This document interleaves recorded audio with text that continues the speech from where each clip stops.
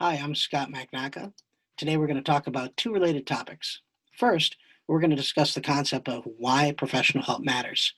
And then we're also going to discuss the topic of communication, persuasion, and unconscious influence.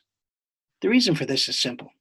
No matter what you want to accomplish in your life, whether it's earning $1 million, growing your business, becoming a better salesperson or marketer, a better manager, you can't do it alone. Your time is precious and you're going to need professional help and coaching to accomplish that goal. Now, the bottom line here is you need a plan, a coach, and a mentor to teach you the right strategies to apply to get the results that you want. Second, in order to accomplish any big goal in life, you're going to need to be an expert communicator, an expert persuader. And if you work in marketing, management, customer service, or sales, expert communication skills are absolutely essential. But good communication skills aren't just limited to these professions.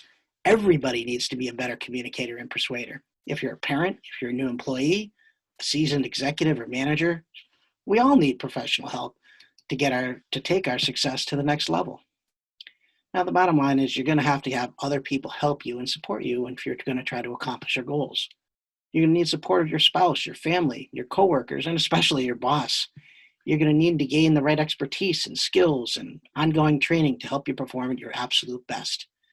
That's going to increase the likelihood of accomplishing your goals. And when you accomplish those goals, you're going to be happier. You'll have less stress.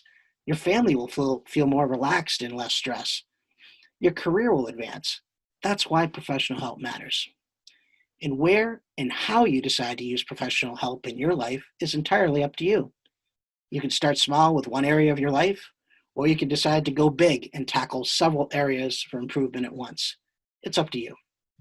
So now let's talk and focus on the area of communication, sales, influence, and most importantly, why people buy. Now, during this 2-hour training, we're going to go deep. I'm going to share with you some of the most powerful and cutting-edge research out there on topics of communication, influence, and sales. We're going to cover 10 very powerful techniques that you can learn to put to use with your customers, clients, and prospects right away, today. And even if you learn and apply just one of these concepts, it could literally transform your sales career and your marketing impact over the next 6 months. These tools are that powerful. Let's start with the basics though. So, what really makes people buy? What makes us do anything? Now, if you watch any TV commercials, commercials are a multi-billion-dollar business. They really affect the way that we think, what we eat, what we dress with, what we wear. They, along with social media, are the primary source of influence in our society. And many people believe they influence people a lot more than our schooling system. The average child today, by the time they're 18 years old, has spent more time in front of a PC, gaming console, or a television being exposed to these programming devices or commercials or these selling devices than they've been in school. So it might be useful for us to understand, for organizations to spend that much money and time on this marketing, does it really work? And what do big companies believe the process of influence really is? What is the real science of persuasion and influence? And I'm here to tell you that it's not probably what you and I are traditionally taught. Traditional sales taught me, at least, that what you're supposed to do in the sales process is find somebody's needs. And of course, you knew what those needs were before you arrived. And then what you're supposed to do is fill those needs by selling your product or service to them. Then once you do that, the customer would buy. Well, that's true, and it's not true. Maybe it's not quite as black and white as that. I'd say that people don't really buy needs per se. At least that's not what they buy first. What people really buy are wants. Now think about it. People have a lot of wants in life, but they don't still do anything about those wants right away.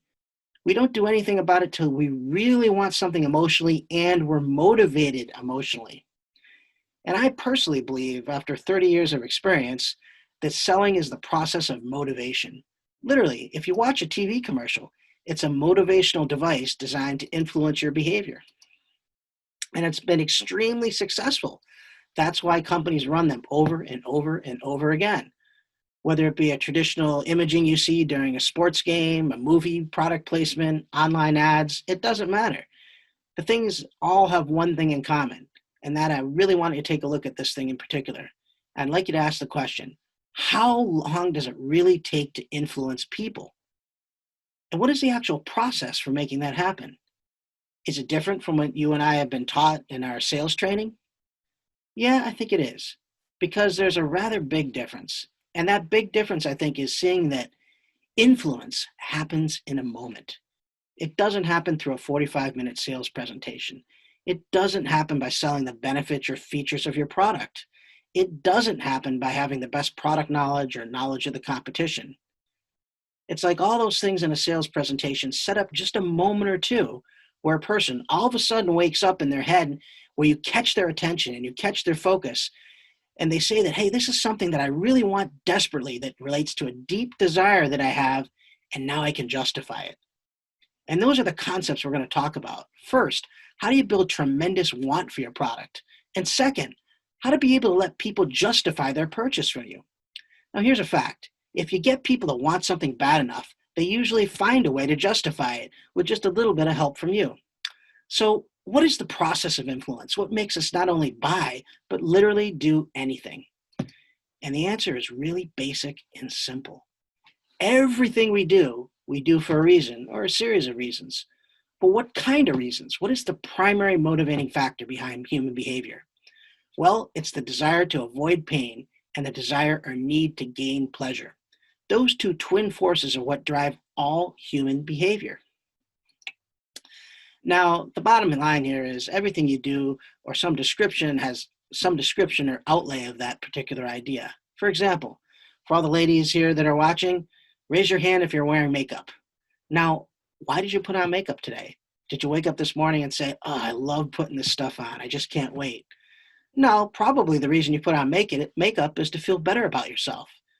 I mean, maybe you wanted to feel more attractive, or maybe you wanted to look better.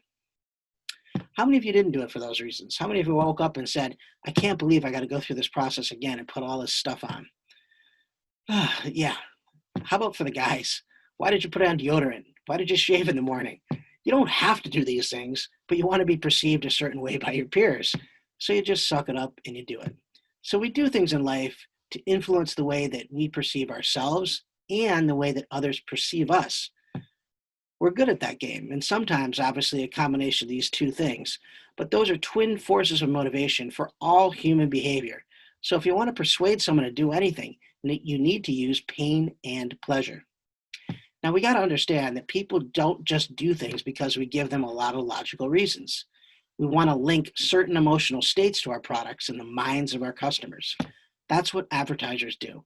In other words, people have to associate the action of buying to creating tremendous pleasure, and actually not buying to creating pain.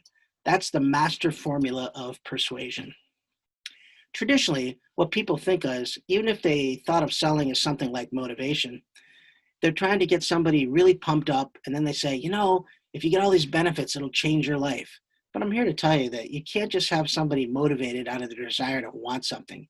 You've also got to have them associate in their head and actually feel that not buying from you would be painful, very painful, that they'd be losing or missing out on something, that they would have an emotional wound if they didn't buy, that they would waste time, waste money or effort by not buying.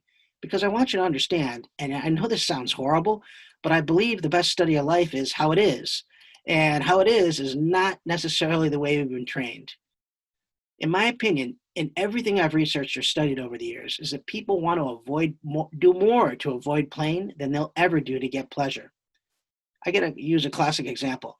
What are you more motivated to do? Save $1,000 or keep somebody from stealing $1,000 in your pocket? I would suggest to you that for most people, they're going to try and hang on to that $1,000 in their pocket a lot more than earning that extra $1,000. So you want to avoid pain more than you want to gain pleasure. So what we're really talking about here is how do we create these twin motivations happening?